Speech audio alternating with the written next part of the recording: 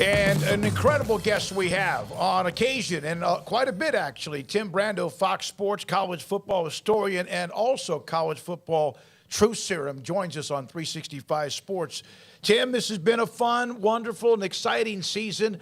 What your biggest takes were from the weekend we just had? If Hendon Hooker is a Heisman candidate for Tennessee, then I saw Dorian Thompson-Robinson of UCLA, and he's every bit as worthy of Heisman consideration. I'll tell you that right now. He put on an incredible performance against Utah in our game at the Rose Bowl, and I was a giddy kid. I mean, a kid in the candy store, Smoak. I mean, it was so much fun to be in Keith Jackson's broadcast center calling that game. The last of the college football cauldrons, cathedrals, if you will, that I had never done a game from. So if it all ends tomorrow, and somebody says, Brando, you're done, you're cooked, you're never working again in this business, I could say every major stadium in college football history I've called a game in. So it was a blast. That's my original takeaway because it's something that's still in my head. The other more larger 30,000-foot takeaway is I'm not so sure that this so-called tier of three that is so much better than everybody else is really that much better than everybody else. I think everyone felt that Alabama was going to lay a woodshedding on Texas A&M, whether Mulrow was the quarterback or Bryce Young. And as bad as that A&M offensive plan looked, and I didn't give them a snowball's chance in hell of scoring on that last play either, but they still should have had a second play after that. The good old SEC clock operator and referee and replay official decided to turn another cheek after the interception was made and interference was called. Young man hit his knee in the end zone, and the clock goes from 6 to 5 to 4 to 3, and no one bothered to correct it. So A&M only got one quick look. Now, I don't think it would have changed anything. I didn't think that they would come up with a play to score either. But any other team in America playing that game, besides Alabama, they would have had 3 more seconds on the clock. Tim, I enjoyed the whoa Nelly at the end of the UCLA game. but yeah, I had to get it in. You know, Keith used to say when people did the whoa Nelly, he used to say, I really don't remember ever saying whoa Nelly. He used to always say that. So I didn't use it in the game. Had there been a big fumble, I might have gone into that. But the other thing I remember, it was warm there. So Spencer and I were, it's very, very hot. It's very hot in the booth today in Pasadena. It was just great to be there, to be in that stadium with all that history.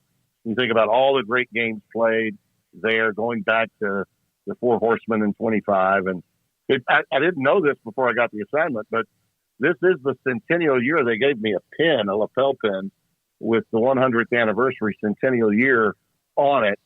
And they also sent roses and a huge one of those cookie cakes welcoming us to the Rose Bowl. They were very hospitable to us, to say the least. So, Tim, what did you make of that win over Utah? Obviously, Dorian Thompson-Robinson's a great player. Charbonnet's a really good back. I mean, they got some fun toys and obviously a great head coach there in Chip Kelly. But what did you kind of see not only from the UCLA side of things to make you buy in further, but also from the Utah side of things? Well, I thought Utah would likely win the game like a lot of other people. I was bullish on Utah, as you guys know, just as I was Baylor in the preseason. And I felt like even though both teams had lost a game early, in fact, their openers, I felt each of them were capable of running the table after that. And I think most of America felt that way.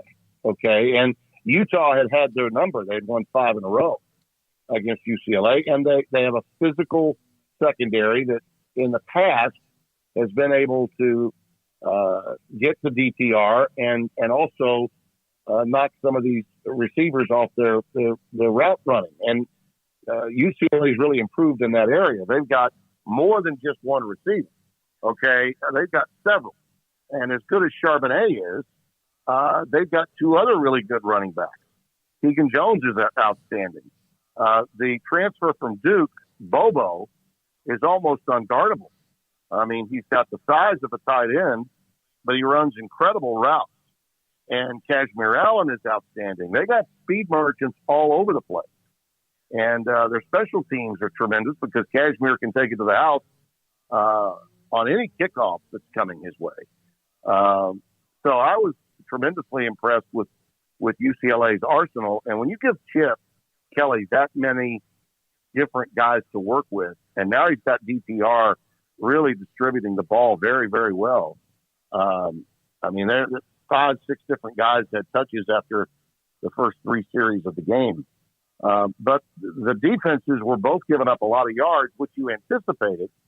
But what I did not think would happen, did happen, and that is UCLA was stingy inside their red zone. Bill McGovern, the defensive coordinator that was hired, that worked with Chip for 3 years in Philadelphia, a longtime NFL guy, is playing some Tampa 2 coverage in that secondary. Not many people in college football can do that.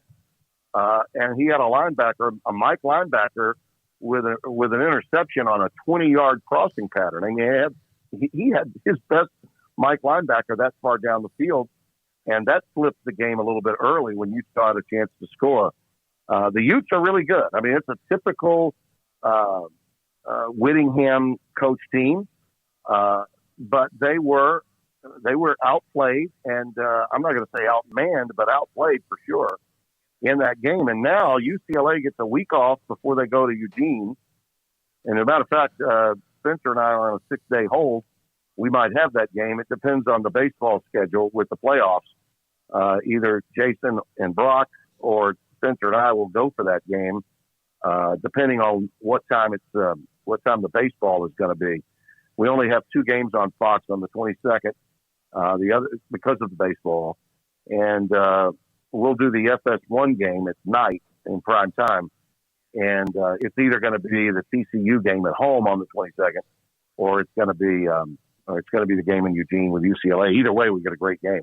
And that's really my takeaway is UCLA is legit.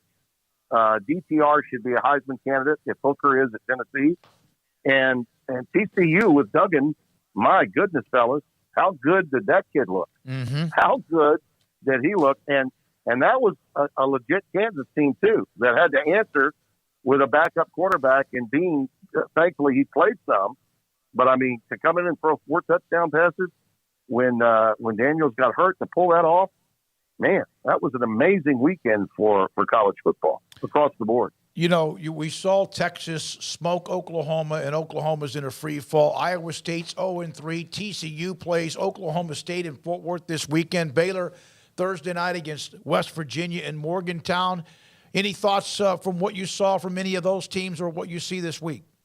Well, I think it's wide open. I don't think West Virginia is nearly as bad as they performed in the Texas game. I thought Texas had a lot to do with that. And it looks as though Sark found something, okay? And has, even though they have 2 losses, fellas, they're going to be a real problem for anybody that's left on their schedule. You know, you got to give it to Sark. And he did it with Hudson Card in the West Virginia game because he wanted to have a healthy Quinn Ewers ready to go in Red River. And to blast Oklahoma to Kingdom Come like that, I don't think that's a mirage. I think there's some legitimacy to that, which is going to make Texas a really hard out the rest of the season. As it relates to Iowa State and, gosh, everybody, Texas Tech, all these teams are dangerous. I mean, Texas Tech was right there at Oklahoma State, too. You know, I mean, it was in doubt. And I don't need to tell you about the Cowboys, the way Spencer Sanders is playing. You guys found that out a few weeks ago, too, when we were headed to West Virginia, to the Texas game with West Virginia. I just think that the Big 12 is wide open. Oklahoma State's in the best possible position, obviously, because they've got a goose egg in the loss column. But man, I think the potential of having 2 losses and winning the league is still very, very much in play. I mean, without a doubt. Now, it would hurt the Big 12 in terms of playoff possibilities, but there's just not a bad team in the Big 12. You you don't have a Northwestern or a Vanderbilt or, name that team that's the worst team in a league. I don't know really who the worst team in the league is at this stage. Kansas State looks to be as good as anybody. And that's the other game, by the way. It's the TCU-Kansas State game is the one that's in play for Spence and I if we don't go to Oregon on the 22nd. And Kansas State's going to be heard from in a very big way, I think. Look at the way Martinez is playing. It's incredible. The quarterback play that we're seeing, especially in the Big 12 and to some extent in the Pac-12 too. The two leagues that are considered on the outside looking in. I think I've told you how I feel about the Big 12, that it's really undervalued and in a stronger position than the Pac-12. But even with all that dirt that's been thrown over the Pac-12, Cam Ward represented Washington State well at USC, though they lost. The play of DTR has been tremendous. And one of the best transfers in the country is clearly Bo Nix at Oregon.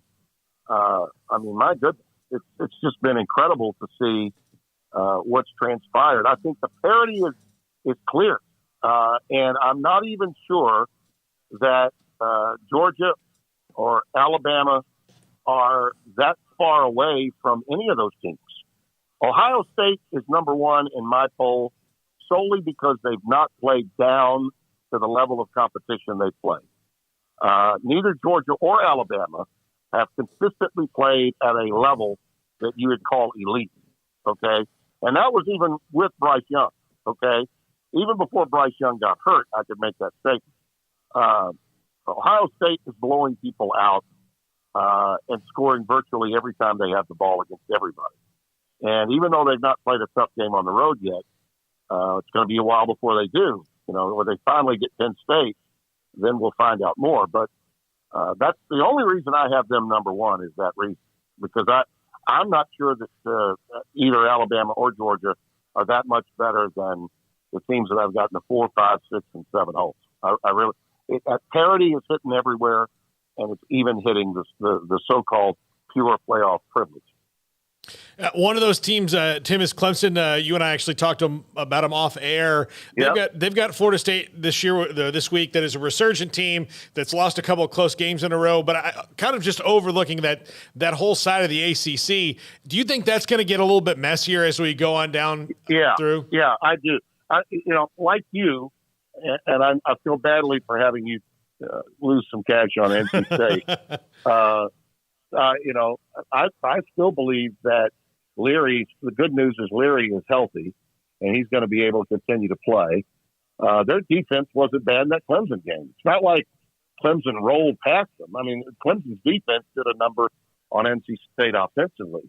But look, Florida State has now lost some close games, and I still think they're good. I think Norvell has done a good job. There's another big upset out there. I'm thinking Clemson, even though I'm higher on them now than I was at the beginning of the year, I still think that there'll be a hiccup or two, in their futures in the ACC. The differences that I've seen really from Clemson of late more on the defensive side than the offensive side. But yeah, I think the schedule at some point is going to impact them because the ACC teams that really were rollovers in the past aren't anymore. As bad as North Carolina's defense is, okay, it's still, their offense is still good enough to have its back on occasion. It happens. Miami is really bad. They're historically bad. And by far and away worse than I'm sure the coach that left Oregon. Let's face it. Do you think that he would have left Oregon if he had known Miami's situation was as bad as it clearly is? I don't think so. But yeah, that's a key game coming up, and one that I would put in the upset alert category with Florida State and Clemson. How crazy do you think Alabama? Go ahead. How crazy do you think Alabama and Tennessee could get, Tim? Oh, it could get really crazy. Yeah, it could get really crazy. The number is what, 7.5? And I think if Bryce Young weren't being mentioned by the moles of Nick Saban, I think Chris Lowe has, he always is in Saban's ear, and I trust what he writes. If he believes Bryce Young is going to go, then Bryce Young is going to go, and that's why I think the number is where it is. But every number with Alabama is inflated. Tennessee in that game with LSU, and I don't think what time the game was played had anything to do with it. I know a number of bettors felt that way, but I didn't. LSU's got a lot of work to do on offense still, and maybe some issues with its offense in the locker room as well. But they were bludgeoned by Tennessee. I mean, they were physically dominated by Tennessee. I did not expect that. So I believe the Vols, this is the game and the year that they've been thinking might be the year, even though a lot of people thought Heupel needed maybe 3. It's pretty clear that he didn't need that many years. And I think Tennessee could shock the world this weekend. I really do. And how bad do you think that makes Oklahoma feel? Think about that. What the hiring of Josh Heupel and the way that he left Oklahoma, and now for them to be in this situation, I feel for Venables. I do, because you know how the fan bases can be, man. When you're that bad, and as good as the transfer portal has been to Ole Miss, and the transfer portal has been to UCLA, that's how bad the transfer portal has been to Oklahoma. Yeah, I was going to ask you about that, in that there's, a lot of concern, but there's also a lot of, well, let's give him some time, and he deserves time to, tweak his roster and do all the things that you can do through the portal and NIL and whatnot. But how much of an authentic level of concern do you think there is that's developing that's got some meat behind it, or do you think this is all like we just need to wait some time? Let me give you it from the foremost authority on Oklahoma football in my mind, and that's Spencer Tillman. Okay. Spencer told me before the game started, while we were out in Pasadena, it's going to be 50-0. And I said, whoa, really? He said, yeah. I said, well, what's the, he said, well, because there's not enough in that recruiting backlog. There's not enough Texas guys that were spurned by the University of Texas. And you got to have that at Oklahoma. They don't have enough of those guys. Everybody's talking about the rivalry game. Not to those players. Those players at the mission-critical positions are transfers. They don't feel or understand or comprehend the rivalry. And from a recruiting standpoint, there's not enough guys that were developmental players that thought they might be 4 and 5 stars that were from Texas that were recruited by Oklahoma. And so, it's not just about Riley leaving. Okay, it's about what didn't come in through this particular recruiting class. For that kind of youthful exuberance and understanding of rivalry to be a factor. And look, there were a lot of people that thought that Dylan Gabriel was the best transfer quarterback after, the first couple of weeks of the season. Clearly he wasn't. And he can't play at the same level that, Lincoln's quarterbacks historically have played. When you look back at, the Heisman candidates 1, 2, and 3 in succession, and then Caleb goes out there with him to USC, and they take a few other guys.